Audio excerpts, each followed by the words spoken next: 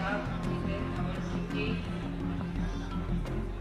मंच पर उपस्थित हमारे मध्य प्रदेश के पूर्व प्रदेश के अध्यक्ष माननीय अरुण यादव जी, हमारे मध्य प्रदेश के वर्तमान प्रदेश अध्यक्ष जी नीतू पटवारी जी भैया, हमारे पूर्व नेता प्रतिपक्ष विधायक माननीय गोविंद सिंह जी, मंच पर उपस्थित सिमरिया विधायक,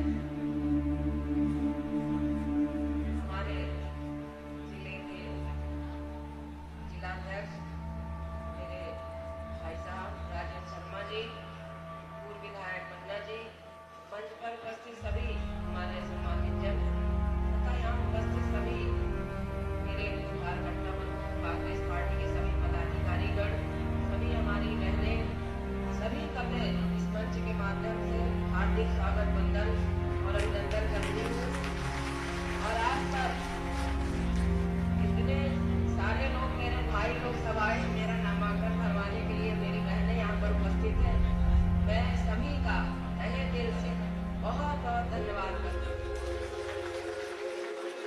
ज्यादा समय न लेके, क्योंकि समय का अभाव है, मैं सिर्फ एक ही बात कहना चाहती हूँ कि आपके बीच में 20 सालों से भारतीय जनता पार्टी की सरकार है, लेकिन भारतीय जनता पार्टी की सरकार ने सिर्फ जनता को छलने का काम किया।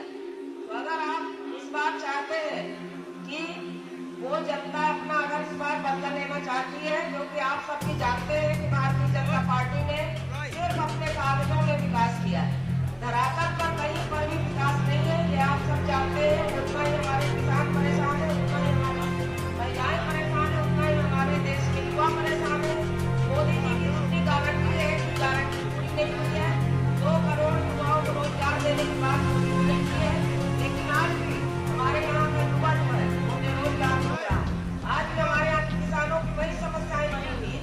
आज भी महिला सुरक्षा के नाम पर एक भी कहीं पर भी सुरक्षा नहीं है। और ये पुलिस प्रशासन जो है, ये सिर्फ जब जानते हैं कि अब कांग्रेस पार्टी वाले अब आगे आ रहे हैं, तो उनको रोकने का काम में ये बहुत होशियार है।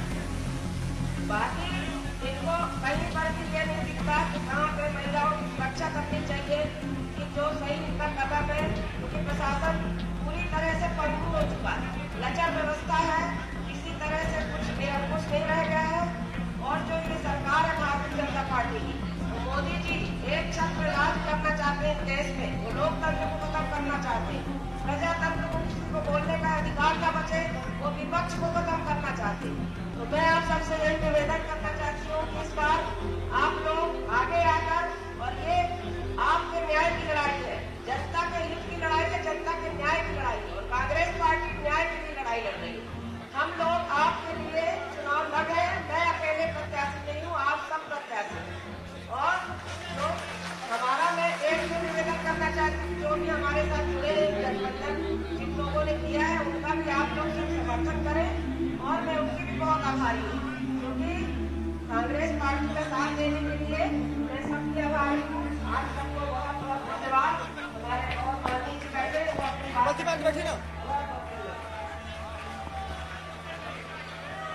धन्यवाद कवि जी। अब मैं रीवा लोकसभा के हमारे प्रभारी और विधायक हमारे नेता आदरणीय सुखेंद्र सिंह जी से अनुरोध हम करते हैं कि वहाँ अपनी बात को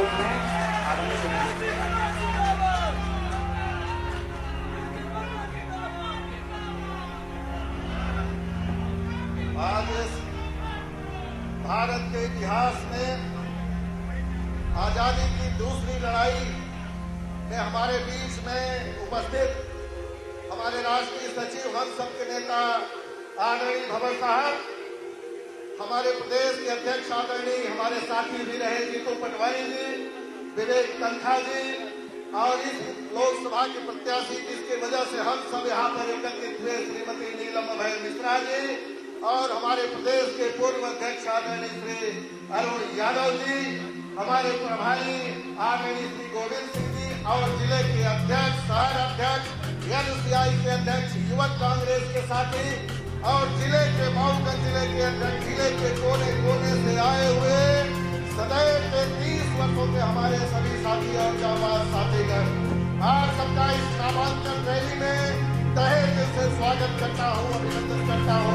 साथ ही इस सफेद शेरों की धरती पर भंवर साहब आपका आगमन मैं समझता हूँ पहली बार हुआ है।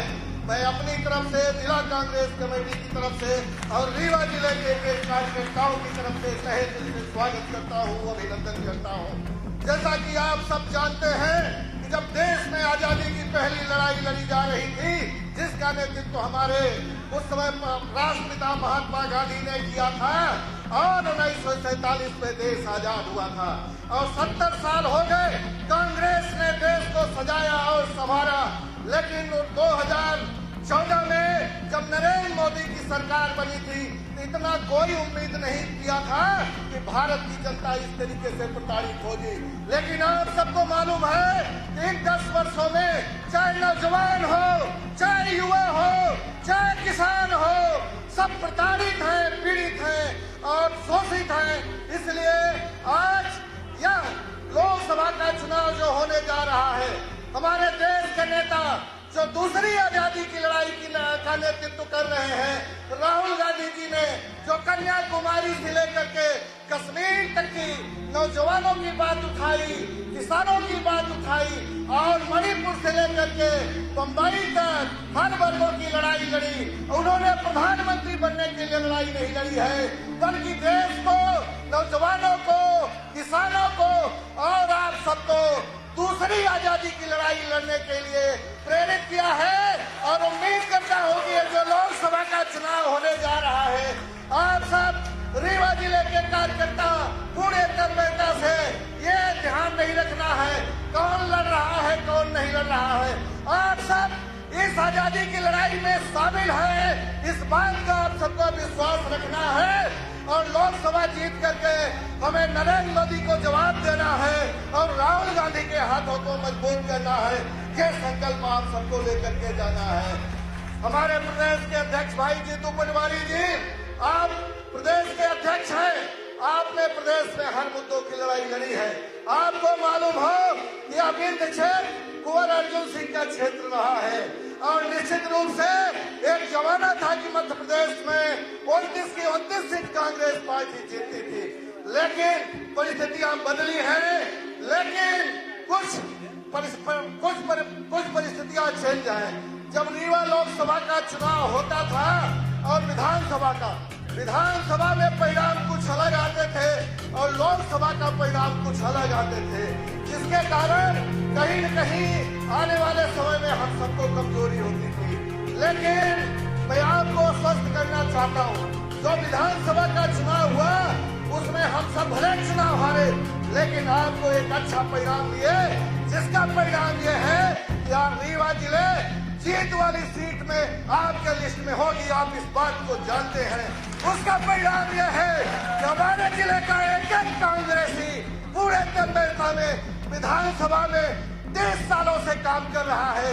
कभी इस बात का परवाह नहीं करता कि कौन आया, कौन गया और कौन कांग्रेस को लूटा।